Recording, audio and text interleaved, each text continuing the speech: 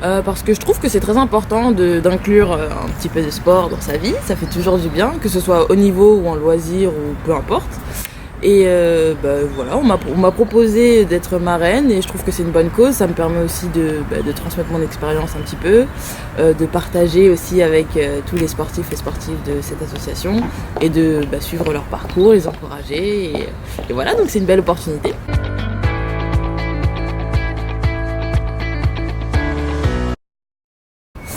Ça m'apporte beaucoup de rigueur,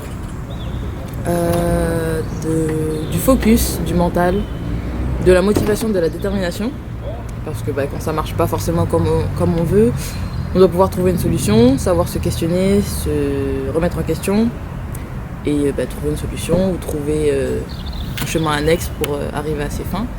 Donc tout ça, ça me sert aussi dans la vie de tous les jours parce que des fois ça va pas aller forcément comme on le souhaite, de la manière dont on le veut, mais il faut savoir se relever quand c'est une situation un peu d'échec, savoir trouver les solutions quand c'est pas la formule qui nous convient et surtout continuer d'avancer avec le sourire et la motivation.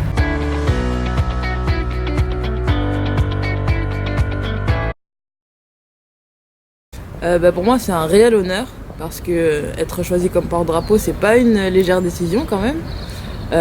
On était beaucoup d'athlètes donc ça aurait pu être n'importe quel athlète de la délégation, mais la fédération universitaire a décidé de me choisir, donc ça a été un honneur et une fierté parce que on porte littéralement le drapeau de son pays et on est un peu le chef de file de la délégation, donc c'était un réel moment de bonheur.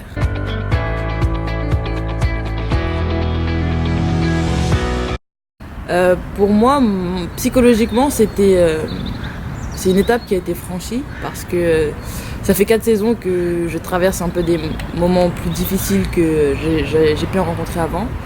Et du coup, c'était pour moi de me surpasser psychologiquement et de donner le maximum au niveau de la prestation sans pour autant me laisser envahir par mes émotions, par mes peurs, par l'envie de réussir à canaliser toutes ces émotions pour pouvoir donner le meilleur de moi-même sur la glace. Et c'est ce qui s'est produit en Russie. Donc c'était une super sensation, une super expérience. Et c'est des sensations que je prends avec moi pour la suite de ma carrière et que j'espère que j'arriverai à appliquer encore et encore. Mais si j'ai réussi à le faire une fois, pourquoi pas plusieurs.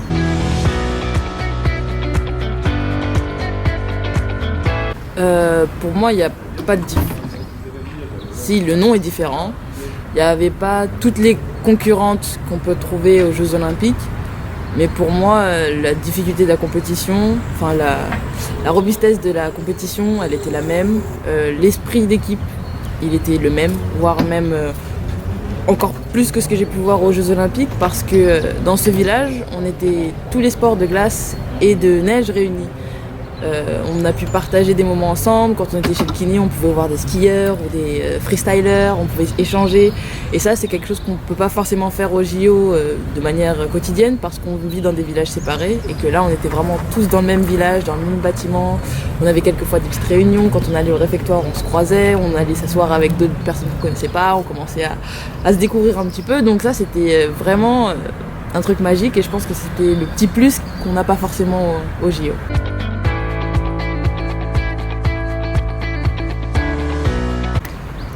Pour moi, c'est une étape, c'est une marche de plus en fait, parce que c'est vrai que l'objectif ultime, c'est d'obtenir des médailles européennes, mondiales et olympiques. Mais chaque compétition, c'est une grande compétition, c'est à prendre comme un grand entraînement.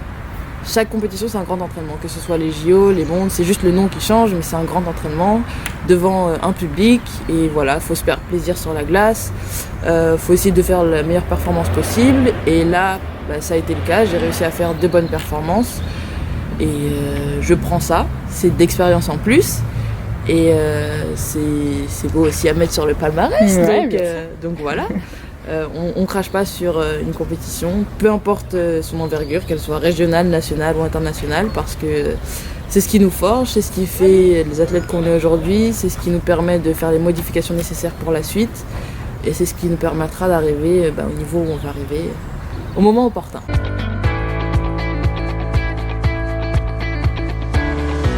Là, ma saison elle est toujours pas finie. Dans un mois, on a les championnats du monde par équipe.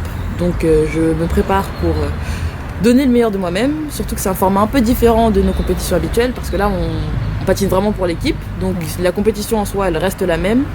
Mais notre classement va apporter des points pour notre pays. Donc là, on patine pour soi, mais surtout pour l'équipe. Donc c'est un format plus fun. Et j'ai vraiment hâte, donc je me prépare pour ça.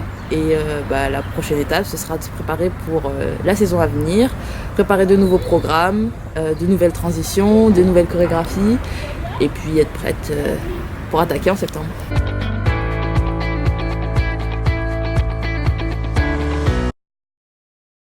C'est important qu'il déjà m'autorise à faire partie de ce cursus parce que c'est pas toutes les universités qui vont accepter qu'une personne qui s'entraîne à l'étranger fasse ses cours et puis vienne passer ses partiels. Donc c'est super important qu'il puisse comprendre mon cadre de vie et qu'il me permette de suivre mes études parce que pour moi c'est un point qui est assez important. Ça me permet de garder une bonne balance entre dans ma vie en général et de pas être en mode psychopathe sur le patinage uniquement et de me rendre folle pour ça, mais voilà, du coup ça balance, je me rends un peu folle pour les études, un peu folle pour le patin, donc c'est un bon équilibre. Et puis ça me permet d'avoir un double projet, de préparer la suite aussi parce qu'on n'est pas sportif de haut niveau à vie et il y aura un moment où il faudra savoir accrocher les patins et je veux être prête pour la suite, donc voilà.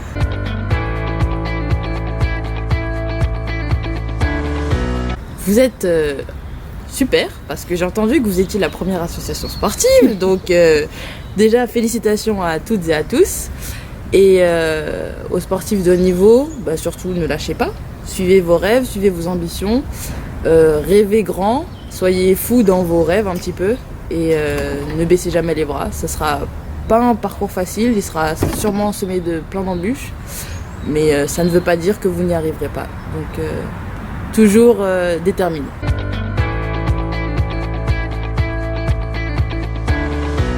Merci beaucoup. Merci.